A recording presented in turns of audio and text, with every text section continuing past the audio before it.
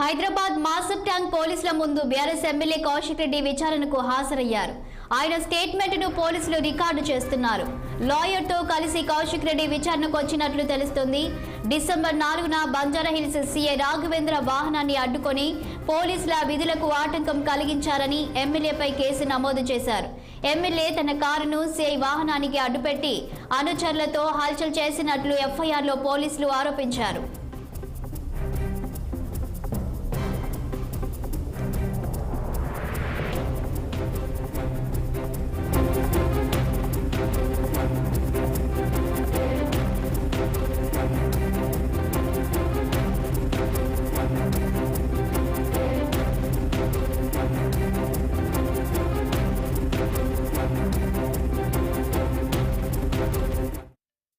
Hyderabad Masab tank పోలీసుల ముందు BRS MLA Kaushik Reddy విచారణకు హాజరయ్యారు.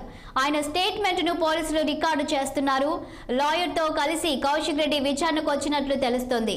డిసెంబర్ 4న బంజారాహిల్స్ సీఐ రాఘవేంద్ర వాహనాన్ని అడ్డుకొని పోలీసుల విధులకు ఆటంకం కలిగించారని ఎమ్మెల్యేపై కేసు నమోదు చేశారు.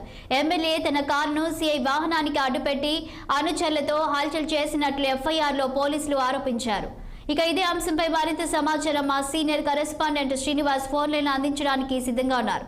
చెప్పండి శ్రీనివాస్, కౌశిక్ రెడ్డిని ఎప్పటి వరకు విచారించే అవకాశం ఉంది? పూర్తి డీటెయిల్స్ ఏంటి?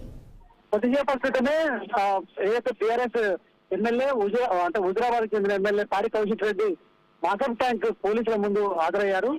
డిసెంబర్ 4న ఏదైతే బంజారాహిల్స్ సిఐ రాఘవేంద్ర విధులకు ఆటంకం కలిగించి తన వాహనాన్ని పోలీసు వాహనానికి అడ్డుపెట్టి విధులకు ఆటంకం కలిగించారనే అభియోగంతో ఆయన మీద కేసు పోలీసులు నమోదు చేశారు. ఈ నేపథ్యంలో కూడా మాసబ్ ట్యాంక్ పోలీస్ స్టేషన్ కి హాజరు కావాలంటూ కూడా నోటీసులు జారీ చేసిన నేపథ్యంలో తనకు టైం ఇవ్వాలంటూ కూడా ఆయన అంతకుముందు పోలీసులకు చెప్పే పరిస్థితి. అయితే ఈ రోజు హాజరు కావాలంటూ కూడా ఆయనకు మరొకసారి పోలీసులు నోటీసులు జారీ చేశారు.